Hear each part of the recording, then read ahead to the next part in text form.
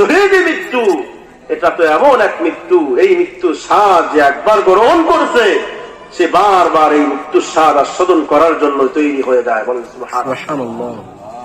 এই জন্য তো হযরত ওমর রাদিয়াল্লাহু তাআলা আনহু যখন দোয়ার মধ্যে হাত তুলতেন সর্বদা তিনি একই দোয়া বারবার করতেন, ওগো আল্লাহ যখন আমার মৃত্যু দাও শহীদি মৃত্যু দান করিও, মরতেই হবে যখন শহীদি মরণ দিও আমাকে।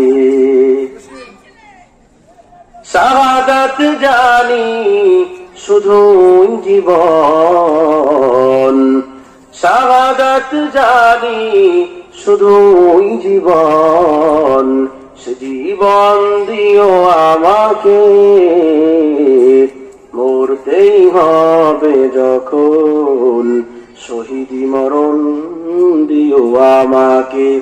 আমাকে শহীদ করে সেই মিছিলে শামিল করে নিও, যেই মিছিলের নেতা আমির হামজা ওবায়েদ খাব্বাব।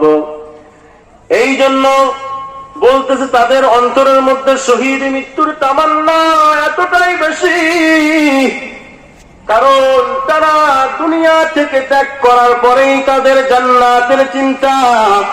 এই জন্য তারা মৃত্যুকে এত সাদরে গ্রহণ করে নিয়েছে।